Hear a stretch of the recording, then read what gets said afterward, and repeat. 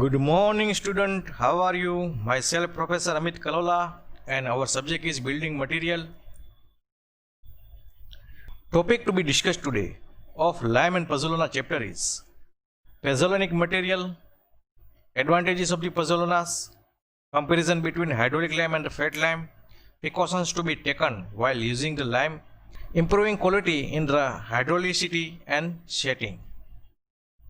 Dear student, in the last lecture we have discussed about the slacking and the setting of the fat or quick lime and the hydraulic lime, જેમાં આપણે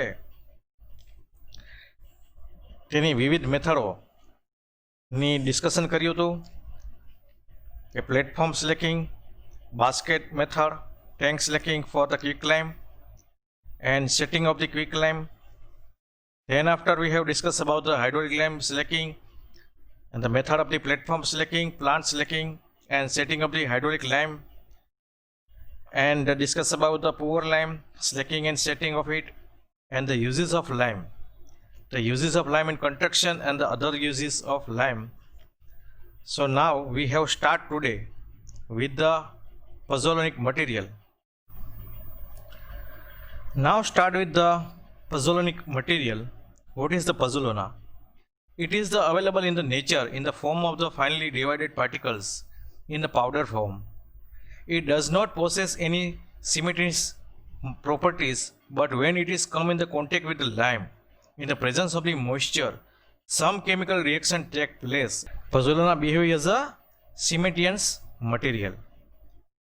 So pozzolana એક સિલિસિયસ અને એલ્યુમિનિયસ સામગ્રી છે. તે બંધક માટેના જરૂરી કોઈપણ જાતના ગુણધર્મો ધરાવતી નથી, પણ જ્યારે તે સૂક્ષ્મ સ્વરૂપે હોય, જનરલી જ્યારે તે સૂક્ષ્મ સ્વરૂપે હોય ત્યારે ભેજની હાજરીમાં ચૂનાના સંપર્કમાં આવે છે, પ્રેઝન્સ ઓફ ધી મોઇશ્ચર, અને રાસાયણિક પ્રક્રિયા થાય છે એટલે બંધક સામગ્રી બને છે. Clay cell, opaline cell, diatomeous earth, volcanic ash, pumice are the example of the natural pozzolana. And the artificial pozzolana is a clay product. Small balls of the clay are burnt in the kiln. This ball after grinding can be used as a pozzolana. Powder of over burnt brick, surki, can be worked equally as a pozzolana.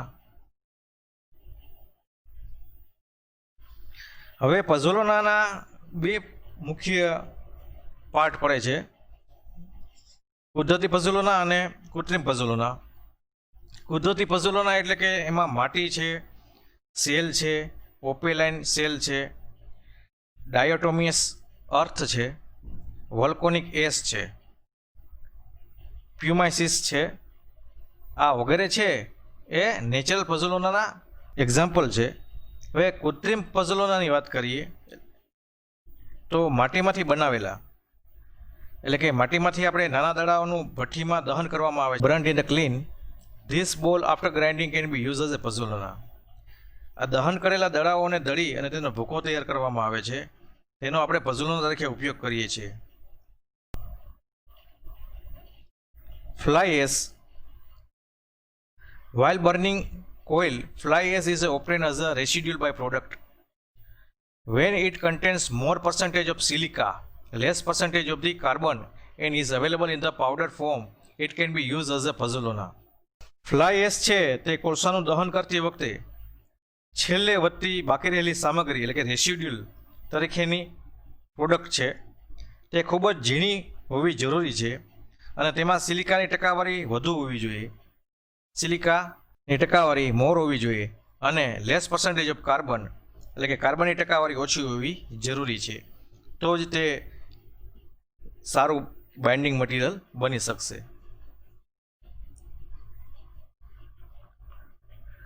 Fly ash can also be used as a filler material for concrete. It reduces the strength of the concrete in the initial stage, but the strength is gained at the end. Fly ash છે એ કોન્ક્રીટમાં વધારાના filler તરીકેની સામગ્રી બની રહે છે અને ખૂબ જ ઉપયોગી છે. શરૂઆતમાં ફ્લાય એશ કોન્ક્રીટનું સામર્થ્ય ખૂબ જ ઓછું હોય છે અને ધીમે ધીમે વધે છે અને છેલ્લે છે એ સામર્થ્ય એકદમ યોગ્ય કરી દે છે. ફ્લાય એશથી કોન્ક્રીટનું બ્લડિંગ ઓછું થાય છે અને કોન્ક્રીટમાં ફ્લાય એશ ઉમેરવાથી તેનું સંકોચન પણ ઘટે છે. તો ફ્લાય એશ એક ખૂબ જ ઉપયોગી આર્ટિફિશિયલ પઝલોના છે અને તેનો ખાસ ઉપયોગ કરવામાં આવે છે. તો વિદ્યાર્થી મિત્રો, આ આપણે પઝલોનિક મટીરિયલની વાત કરી કે પઝલોના એક સિલિસન અને એમ્યુલિયસ મટીરિયલ છે, પણ તે જરૂરી કોઈ ગુણધર્મો છે બંધક માટે ધરાવતી નથી. પણ જ્યારે તે પાવડરના ફોર્મમાં હોય ત્યારે તે ભેજની હાજરીમાં ચૂના સાથે સંપર્કમાં આવે ત્યારે રાસાયણિક પ્રક્રિયા કરે છે અને એક બાઇન્ડિંગ મટીરિયલ બની જાય છે. એના આપણે બે પ્રકારની વાત કરી કે કુદરતી પઝલોના અને કૃત્રિમ પઝલોના. કુદરતી પઝલોની વાત કરીએ તો તેમાં માટી સેલ, ઓપેલાઇન સેલ, ડાયોટોમિયસ અર્થ, વોલ્કોનિક એશ અને પ્યુમાઇસિસ વગેરે આવે છે.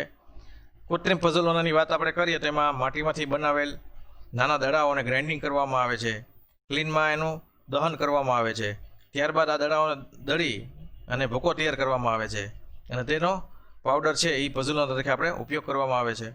ફ્લાય એશની વાત કરીએ તો ફ્લાય એશમાં કોલસાનું દહન કરતી વખતે છેલ્લે બાકી રહેલી રેસિડ્યુઅલ પ્રોડક્ટ છે એ ફ્લાય એશ છે, તેમાં સૂક્ષ્મ બારીકતાપણું હોવું જરૂરી છે અને તેમાં સિલિકાની ટકાવારી વધુ હોવી જોઈએ અને કાર્બનની ટકાવારી ઓછી હોવી જરૂરી છે. તેમજ ફ્લાય એશ છે એ કોન્ક્રીટમાં ફિલર તરીકે કાર્ય કરે છે અને શરૂઆતમાં ફ્લાય એશ કોન્ક્રીટનું સામર્થ્ય સ્ટ્રેન્થ છે એ ઓછી આવે છે, ધીમે ધીમે કરતાં એ વધતી જાય છે. ફ્લાય એશથી કોન્ક્રીટમાં બ્લડિંગ પણ ઓછું થાય છે અને ફ્લાય એશ ઉમેરવાથી તેનું સંકોચન પણ ઘટે છે, કોન્ક્રીટનું સંકોચન પણ ઘટે છે. તો this is the pozzolanic material. Now student, we have start the advantage of the pozzolana, એટલે કે પઝલોનાના ફાયદાઓ. It increase the tensile strength of concrete. પઝલોનાથી કોન્ક્રીટનું તાણ સામર્થ્યમાં વધારો થાય છે, એટલે કે કોન્ક્રીટનું તાણ સામર્થ્ય વધે છે. ઇટ ઇમ્પ્રૂવ ધ વર્કાબિલિટી, એટલે કોન્ક્રીટની વર્કાબિલિટી સુધરે છે. ઇટ રિડ્યુસ ધ પરમાબિલિટી, એટલે કે કોન્ક્રીટની પારગમ્યતા ઘટે છે. Concrete containing pozzolana can resist sulphate reaction. Pozzolana ધરાવતો કોન્ક્રીટ સલ્ફેટયુક્ત વાતાવરણનો પ્રતિકાર કરી શકે છે. It increase the reaction against the sea water, એટલે કે ક્ષારયુક્ત અને દરિયાઈ પાણીનો પઝલોના છે એ સારી રીતે પ્રતિકાર કરી શકે છે. પઝલોના છે એ કોન્ક્રીટનું તાણ સામર્થ્ય વધે છે, કોન્ક્રીટની વર્કાબિલિટી સુધરે છે, કોન્ક્રીટની પારગમ્યતા ઘટે છે અને પઝલોના ધરાવતો કોન્ક્રીટ છે એ સલ્ફેટયુક્ત વાતાવરણનો પ્રતિકાર કરી શકે છે. તેમજ ક્ષારયુક્ત તેમજ દરિયાઈ પાણીની સામે પણ પઝલોના મટીરિયલ છે એ પ્રતિકાર કરી શકે છે. It reduces the susceptibility to leaching and it reduces the alkali aggregate reaction. It reduces the heat of hydration when the mixed with the cement. It reduces the cost. It makes concrete watertight. It improves the plastic to the mortar. It resists expansion. It suitable for sewage works and the marine works. બહુ અગત્યના ફાયદાઓ છે પઝલોનાથી કે તેના ઉપયોગથી leaching થતું નથી તેમજ આલ્કલી એગ્રીગેટ વચ્ચેનું રિએક્શનમાં ઘટાડો આવે છે. It reduce the susceptibility and it reduce the alkali aggregate reaction, એટલે કે આલ્કલી એગ્રીગેટ વચ્ચેનું થતું રિએક્શન ઘટાડે છે. તેમજ હીટ ઓફ હાઇડ્રેશન, પઝલોનાથી હીટ ઓફ હાઇડ્રેશનમાં ઘટાડો થાય છે કે જ્યારે તેને આપણે સિમેન્ટ સાથે મિક્સ કરવામાં આવે ત્યારે. ઇટ રિડ્યુસ ધ કોસ્ટ, પઝલોના વાપરવાથી કોન્ક્રીટની કિંમતમાં ઘટાડો થાય છે. It max the concrete water tight, તેનાથી કોન્ક્રીટ છે ખૂબ જ મજબૂત બને છે અને વોટર ટાઇટ બને છે. It impart the plasticity to mortar, તે કોન્ક્રીટમાં પ્લાસ્ટિસિટી વધારવાનો ગુણધર્મ ધરાવે છે.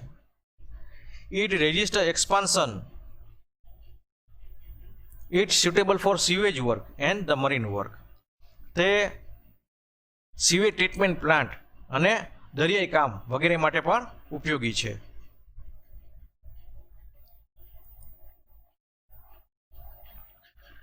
Now student, we have discussed about now the next topic, the comparison between the hydraulic lime and the fat lime. એટલે કે શુદ્ધ ચૂના અને જલીય ચૂના વચ્ચેનો તફાવત. તો તેમાં આપણે પહેલો પોઈન્ટ લઈએ છીએ કોમ્પોઝિશન, એટલે કે બંધારણ. તો બંધારણની વાત કરીએ તો ફેટ લાઇમ એટલે કે શુદ્ધ ચૂનામાં 93 to 95% CaO plus MgO and clay less than 5%. એટલે કે શુદ્ધ ચૂનામાં 93 થી 95% CaO છે પ્લસ MgO છે અને 5% ઓછી માટી છે. જ્યારે જલીય ચૂનો હાઇડ્રોલિક લાઇમમાં CaO plus 30% clay plus ferrous oxide, એટલે કે જલીય ચૂનામાં CaO પ્લસ 30% જેટલી માટી પ્લસ ફેરસ ઓક્સાઇડ છે. તો આ બંધારણની વાત આવી શુદ્ધ ચૂના અને જલીય ચૂનામાં. નાવ સ્લેકિંગ. શુદ્ધ ચૂનામાં વાત કરીએ પહેલાં તો slake the vigorously with the hissing sound, volume increased by the 2 to 3 times. Steam is liberated with heat. Slaking time 3 to 4 hours. એટલે કે શુદ્ધ ચૂનામાં હિસિંગ અને ક્રેકિંગ સાઉન્ડ ઉત્પન્ન થાય છે સ્લેકિંગ દરમિયાન. કદમાં છે એ 2 થી 3 ગણો વધારો થાય છે. ગરમી સાથે વરાળ નીકળે છે અને સ્લેકિંગનો ટાઈમ છે એ 3 થી 4 કલાકનો છે શુદ્ધ ચૂના માટે. હવે સ્લેકિંગના પોઈન્ટ માટે આપણે હાઇડ્રોલિક લાઇમની વાત કરીએ તો no hissing sound, no much heat, liberate, slight increasing the volume, slaking time 1 to 2 days. એટલે જલીય ચૂનામાં છે હિસિંગ સાઉન્ડ નથી, વધુ પડતી ગરમી કે વરાળ પણ નથી અને કદમાં સ્લાઇટ વધારો થાય છે, નજીવો વધારો થાય છે અને સ્લેકિંગનો સમય છે 1 થી 2 દિવસનો રહે છે. જ્યારે ફેટ લાઇમમાં સ્લેકિંગનો સમય છે એ 3 થી 4 કલાકનો રહે છે. હિસિંગ અને ક્રેકિંગ સાઉન્ડ જોવા મળે છે. હાઇડ્રોલિક લાઇમમાં હિસિંગ અને ક્રેકિંગ સાઉન્ડ જોવા મળતો નથી. શુદ્ધ ચૂનામાં ફેટ લાઇમમાં કદમાં છે એ 2 થી 3 ગણો વધારો થાય છે. આમાં સ્લાઇટ વધારો થાય છે, બહુ નજીવો વધારો થાય છે અને ગરમી સાથે વરાળ ઉત્પન્ન થાય છે ફેટ લાઇમમાં. અને હાઇડ્રોલિક લાઇમમાં છે એ વધુ પડતી ગરમી કે વરાળ ઉત્પન્ન થતી નથી. હવે આપણે સેટિંગની વાત કરીએ તો ફેટ લાઇમમાં set slowly in the presence of air, absorbs CO2 from the atmosphere and forms the hard substance like CaCO3. It cannot be set under water. શુદ્ધ ચૂનામાં સેટિંગમાં હવાની હાજરીમાં એ ધીમે ધીમે કઠણ થાય છે. આપણે આગળ ડિસ્કસ કર્યું જ છે કે તે હવામાંથી CO2નું શોષણ કરે છે, કાર્બન ડાયોક્સાઇડનું શોષણ કરે છે અને કઠણ પદાર્થ કેવો બનાવે છે કે CaCO3 બનાવે છે અને પાણીની અંદર તે કઠણ થઈ શકતો નથી ફેટ લાઇમ. હવે આપણે હાઇડ્રોલિક લાઇમની ચર્ચા કરીએ સેટિંગ પોઈન્ટ માટે. તો it can be set under water. તે પાણીની અંદર પણ કઠણ થઈ શકે છે. CO content set like fat lime. Silica and alumina form silicate and illuminate in the hydration. CaO શુદ્ધ ચૂનાની જેમ સિલિકા અને એલ્યુમિનિયાના હાઇડ્રેશનથી સિલિકેટ અને એલ્યુમિનેટ બનાવે છે. તો મુખ્ય પોઈન્ટની વાત કરીએ સેટિંગમાં તો ફેટ લાઇમ છે તે હવાની હાજરીમાં કઠણ થાય છે અને હવાના કાર્બન ડાયોક્સાઇડને શોષણ કરીને CaCO3 બનાવે છે અને પાણીની અંદર કઠણ થઈ શકતો નથી. જ્યારે હાઇડ્રોલિક લાઇમ છે તે પાણીની અંદર પણ કઠણ થઈ શકે છે અને CaO શુદ્ધ ચૂનાની જેમ સિલિકા અને એલ્યુમિનિયાના હાઇડ્રેશનથી સિલિકેટ અને એલ્યુમિનેટ બનાવે છે.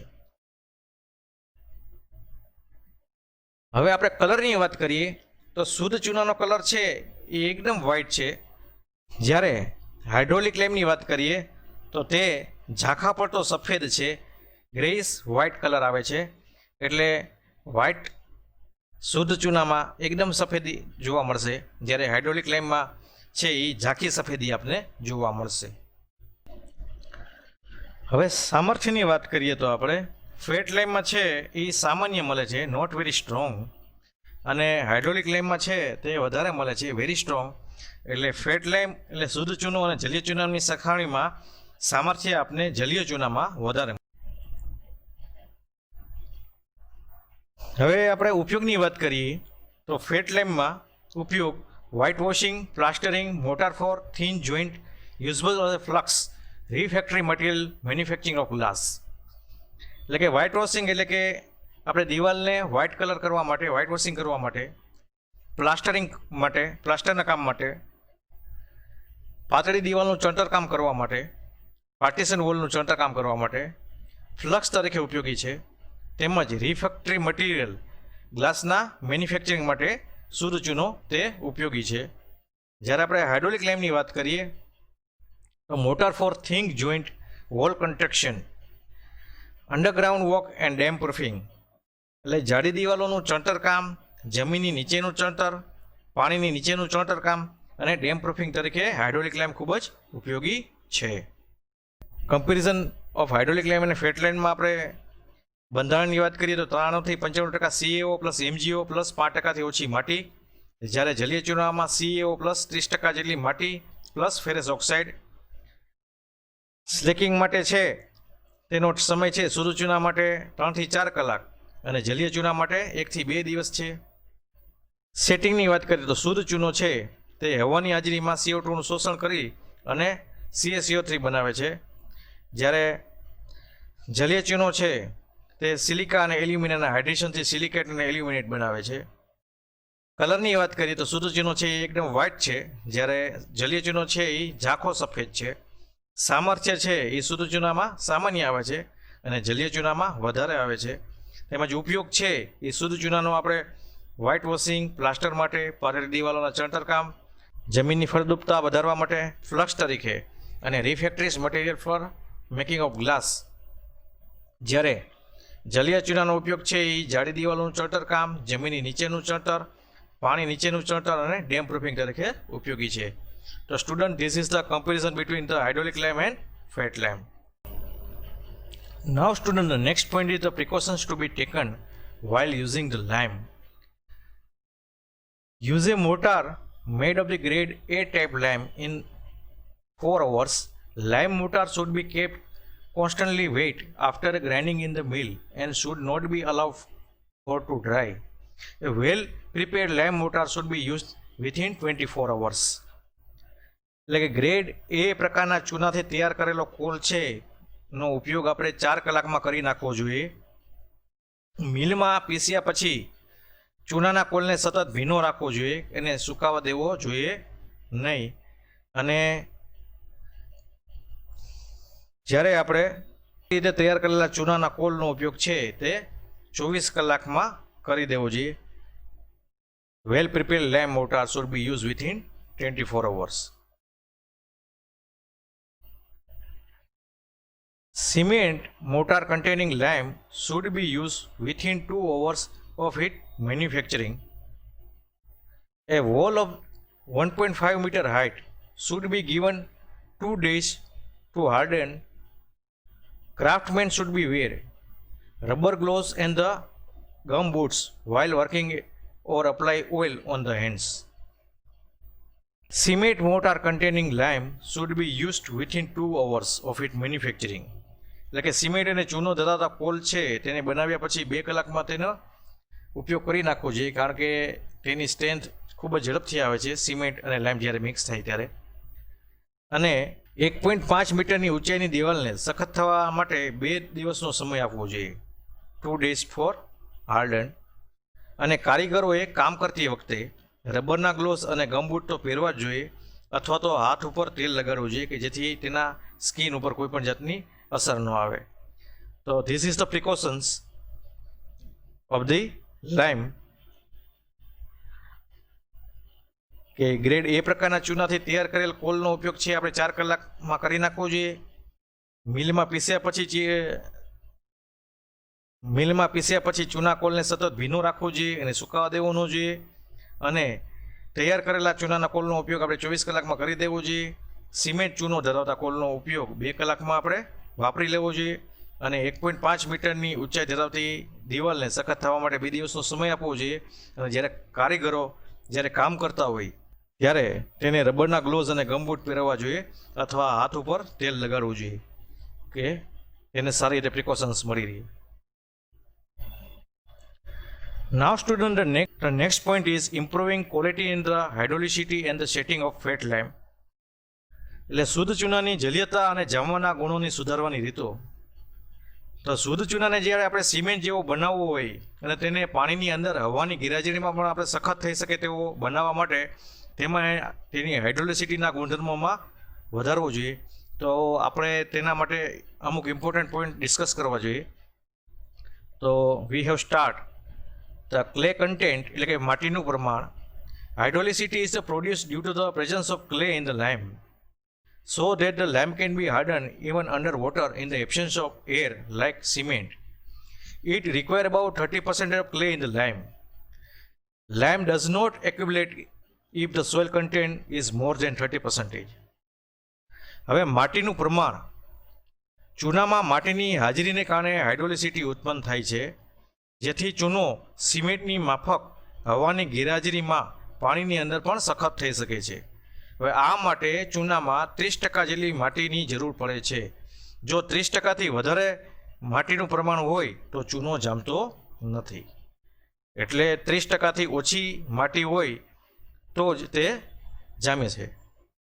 તો માટીનું પ્રમાણ આપણે વાત કરી તેમ માટીની હાજરીને કારણે જ હાઇડ્રોલિસિટી ઉત્પન્ન થઈ છે, અને જેથી ચૂનો છે એ સિમેન્ટની માફક હવાની ગેરહાજરીમાં પાણીની અંદર પણ સખત થઈ શકે છે. Now next point આવે છે silicate. High temperature lime combined with the silica and the alumina to form calcium aluminate and the calcium silicate. For this, lime should have the presence of silica and alumina. ઊંચા તાપમાને ચૂનો silica અને એલ્યુમિનિયા સાથે સંયોજાય અને calcium aluminate અને calcium silicate બનાવે છે. તે માટે ચૂનામાં સિલિકા અને એલ્યુમિનિયાની હાજરી હોવી જરૂરી છે. Oxide and alkali. A small amount of the metallic oxide and the alkali are required to obtain the hydrolicity at the low temperature. એટલે કે નીચા તાપમાને હાઇડ્રોલિસિટી મેળવવા માટે થોડા પ્રમાણમાં મેટાલિક ઓક્સાઇડ અને આલ્કલીની આપણે જરૂર પડે છે. તો this is the silicate and the oxide and alkali point. Next is the magnesium carbonate. The presence of the magnesium carbonate is required to increase the strength. Limestone has a hydrolicity even without clay if it contains 30% magnesium carbonate. The setting and the slacking of the lime is slowed down by the presence of the magnesium carbonate.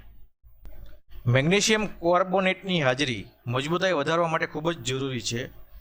30% જેટલો magnesium carbonate હોય તો માટી વગર પણ ચૂનામાં હાઇડ્રોલિસિટી મળી રહે છે. It is very important point કે 30% જેટલો મેગ્નેશિયમ કાર્બોનેટ હોય તો તે માટી વગર પણ ચૂનામાં હાઇડ્રોલિસિટી મળી રહે છે. ચૂનાની જામવાની અને બુઝાવવાની પ્રક્રિયા મેગ્નેશિયમ કાર્બોનેટની હાજરીથી મંદ પડે છે. તો this is the magnesium carbonate. Now sulphate. The presence of the small amount of the sulfate accelerate the formation of lime. થોડા પ્રમાણમાં સલ્ફેટની હાજરીથી ચૂનાની જામવાની પ્રક્રિયા ઝડપી બને છે. આયર્ન એટલે કે લોખંડ. It is not highly desirable in the lime, but in the small quantity complex type of the silicate are form in the lime which hard the lime. લોખંડ. ચૂનામાં લોખંડનું વધુ પ્રમાણ છે ઇચ્છનીય નથી, પણ જો અલ્પ પ્રમાણમાં હોય તો ચૂનામાં જટિલ પ્રકારના સિલિકેટ બને છે અને તે ચૂનાને સખત બનાવે છે, હાર્ડ બનાવે છે. Next is the pyrites. Limestone containing the pyrites should not be selected. એટલે કે પાયરાઇટ્સ ધરાવતા ચૂનાના પથ્થરને પસંદ કરવો જોઈએ નહીં. તો વિદ્યાર્થી મિત્રો, આ આપણે શુદ્ધ ચૂનાની જલીયતા અને જામવાના ગુણોની સુધારવાની રીતોમાં માટીનું પ્રમાણ, સિલિકેટ, ઓક્સાઇડ અને આલ્કલી, મેગ્નેશિયમ કાર્બોનેટ, સલ્ફેટ, લોખંડ અને પાયરાઇટ્સનું ડિસ્કશન કર્યું કે કળી ચૂનાને એટલે કે શુદ્ધ ચૂનાને સિમેન્ટ જેવો બનાવવા માટે પાણીની અંદર હવાની ગેરહાજરીમાં પણ સખત થઈ શકે તેવું બનાવવા માટે હાઇડ્રોલિસિટી આપણે વધારવી જોઈએ અને તેના માટે આપણે બધા પોઈન્ટનું ડિસ્કશન કર્યું. Thank you student. આજે આપણે પઝલોના એટલે શું, પઝોલોનિક મટીરિયલ એટલે શું, કુદરતી પઝલોના, કૃત્રિમ પઝલોના તેમજ પઝલોના મટીરિયલના ફાયદાઓનું ડિસ્કશન કર્યું, તેમજ શુદ્ધ ચૂના અને જલીય ચૂના વચ્ચેનો તફાવત, difference between the pure lime and hydraulic lime, તેમજ આપણે ચૂનાનો ઉપયોગ કરતી વખતે લેવાની કાળજીઓનું ડિસ્કશન કર્યું અને લાસ્ટમાં આપણે શુદ્ધ ચૂનાની જલીયતા અને જામવાના ગુણો સુધારવાની રીતનું આપણે ડિસ્કશન કર્યું. Thank you student.